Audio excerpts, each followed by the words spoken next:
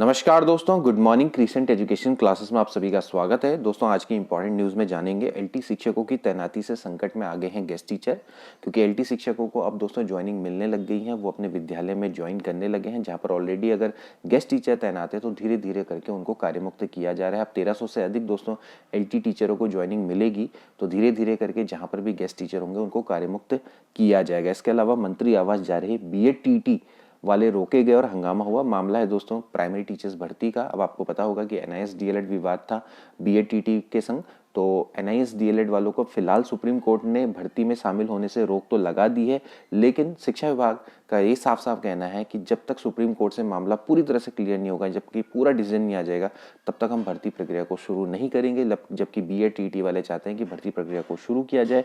Supreme court ने फिलहाल रोक लगाई है, लेकिन कोई अभी डिसीजन नहीं दिया है, तो इसी का दोस्तों फिलहाल अभी विरोध चल रहा है।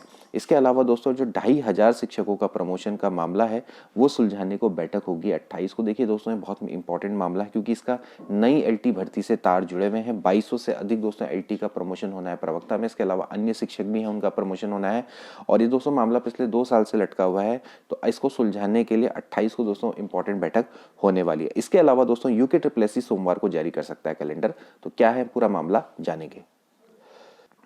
सबसे पहले दोस्तों हम जानेंगे एलटी शिक्षकों की तैनाती से संकट में आए गेस्ट टीचर।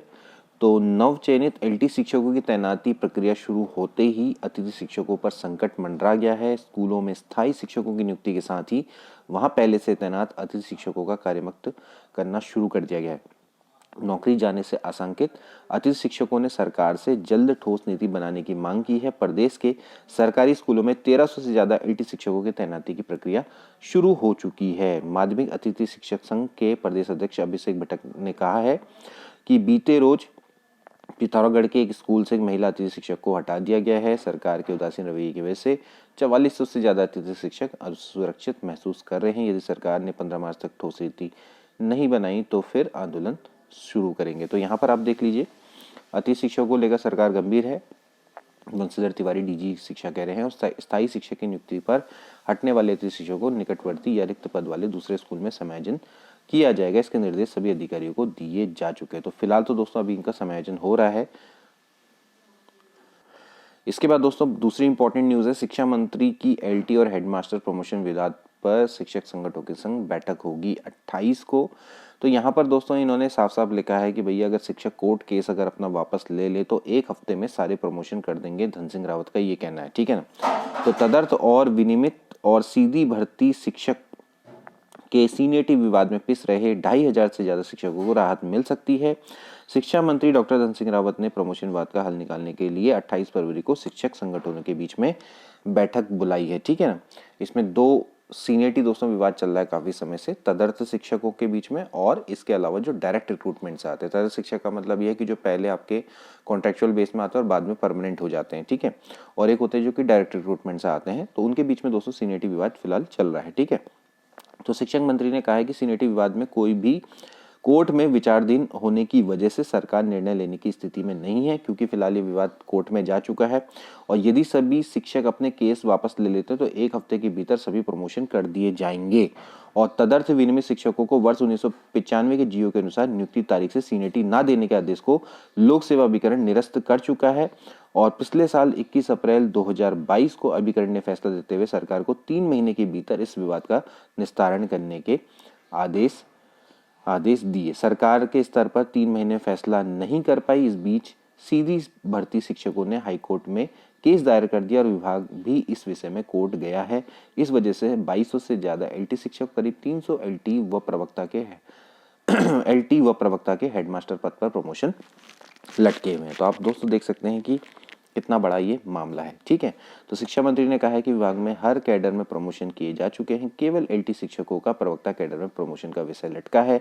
साथ ही हेडमास्टर के प्रमोशन भी नहीं हो पा रहे हैं। कोर्ट के वापस होने पे तत्काल प्रमोशन शुरू कर दी जाएंगे। अब देखिए दोस्तों क्या मामला रहता है, अगर ये जितने भी सीधी भर्ती वाले जो शिक्षक हैं, मतलब कि जो डायरेक्ट रिक्रूटमेंट हुए थे, तो अगर ये अपने कोर्ट केस को वापस ले लेते हैं और जल्दी ही फिर दोस्तों मामला निकल सकता है कि भैया LT से प्रवक्ता में प्रमोशन हो जाए। आप देख सकते हैं कि दोस्तों 2200 से अधिक दोस्तों यहाँ पर पद यहाँ पर साफ साफ हैं कि 2200 से ज़्यादा पद हैं, तकरीबन 2200 2269 दोस्तों आपके हैं, ठीक है ना।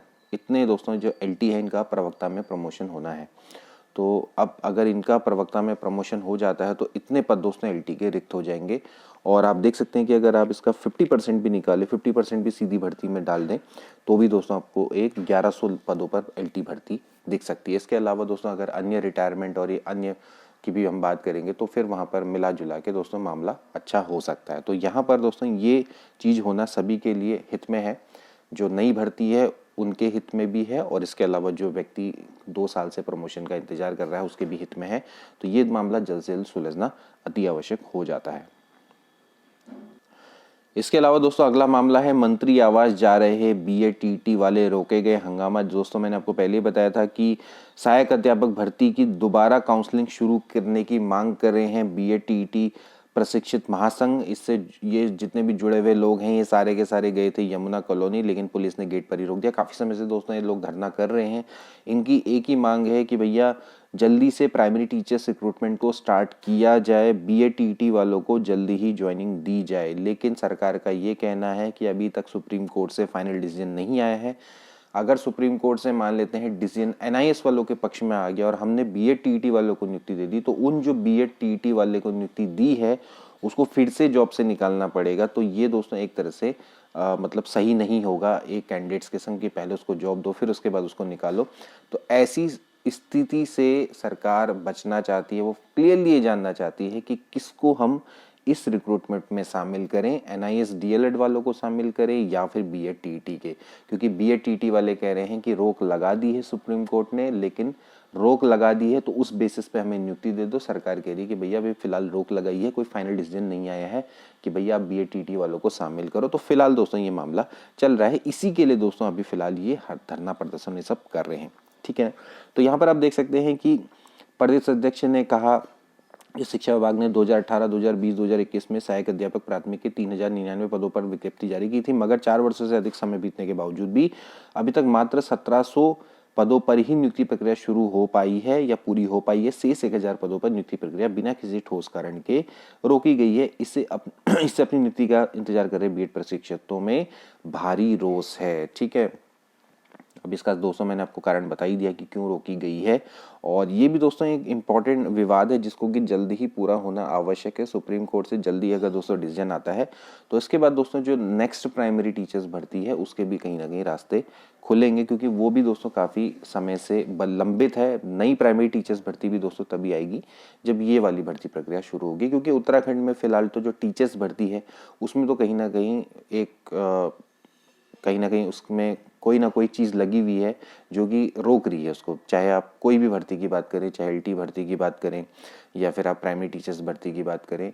प्रवक्ता भर्ती को भी काफ़ी समय लगा कंप्लीट होने में, और प्रवक्ता भर्ती का नया अध्याचन आने में भी काफ़ी समय लग रहा है। कहीं ना कहीं उसमें कुछ ना कुछ प्रॉब्लम्स आ रही है। तो टीचर्स भर्ती अब मैं मान के चलूँगा कि कहीं ना कहीं उसमें कुछ प्रॉब्लम्स खड़ी हो रही हैं। जितने भी उत्तराखंड में शिक्षक भर्ती हैं, कोई भी टीचर्स रिक्रूटमेंट है, तो वहाँ पर कहीं ना कहीं प्रॉब्लम्स आ रही हैं। तो दोस्तों आज की वीडियो के लिए इतना ही, मिलते हैं अगली वीडियो में। Good bye.